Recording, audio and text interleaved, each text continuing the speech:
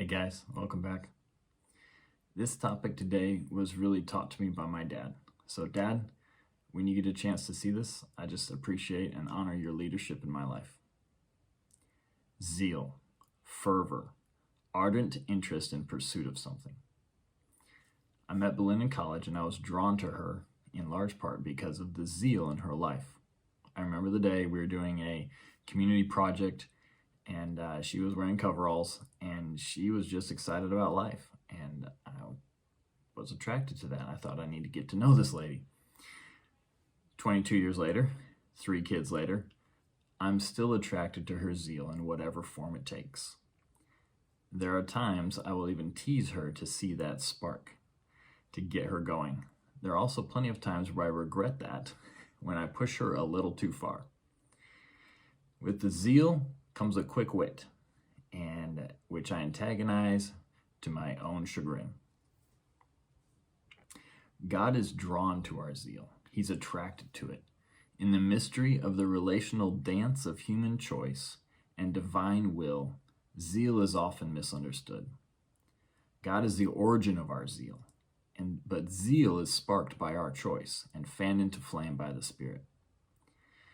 I'd like to give 2 biblical examples of people who are zealous for God, and one's famous and one's a little bit obscure. The first is David. David says, "Awake my soul and sing." Psalm 103:1. "Bless the Lord, O my soul, and all that is within me. Praise his holy name."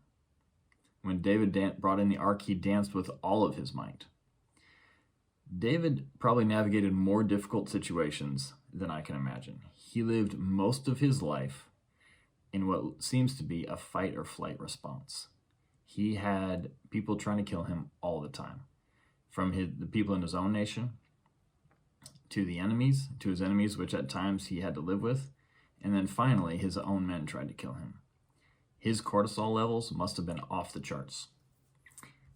Yet, his success was extraordinary, and it seems to be directly attached to the zeal of his praise. There's a second example that's a little bit more obscure, but I think points to zeal just as powerfully as David's example. Deborah the Prophetess was the judge of Israel in the book of Judges. She's referenced in chapter 4 and 5. She's leading Israel, and they get attacked by an enemy, and she recruits someone, Barak, to go out and raise an army and fight against the enemy and win. And Barak says, "I'll do it as long as you come with me." She's happy to do it, so she goes along with him, but tells Barak that someone else is going to get the glory. Now, how is a woman leading the nation of Israel in that time frame? We can look back at history and we can see that there were women who were leaders here and there. However, most of them had some sort of claim to the leadership position through lineage. They were related to previous kings, something along those lines. Cleopatra, Queen Elizabeth I. Deborah organically came to leadership in a patriarchal culture in a time where it seems to be an impossible thing, and yet she did it. The obstacles and resentments and cultural thoughts would have been almost impossible to overcome. I think the answer is in Judges chapter 5, 12, and 21. In her victory song, she immediately moves into praise. In verse 12, she says, "Awake, awake, Deborah, sing a song."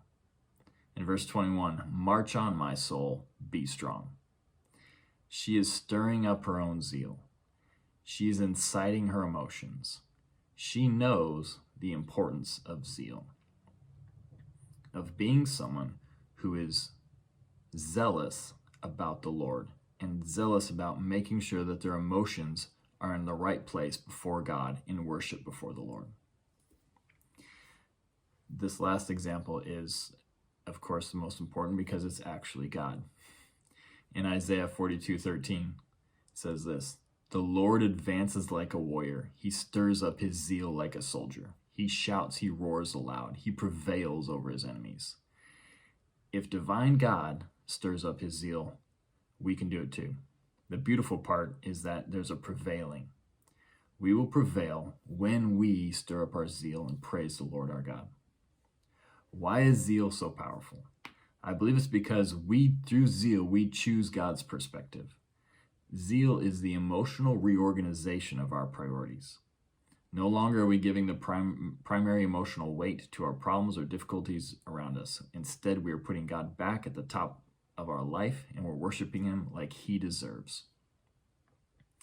Zeal shifts us from our reality to the reality. Let your secret place be a place of zeal for the Lord your God. God responds to zeal. He loves it. Zeal in the secret place will overflow into the rest of your life. Whether you are in a time of peace, victory, or difficulty, stir up your zeal. The Lord your God will respond.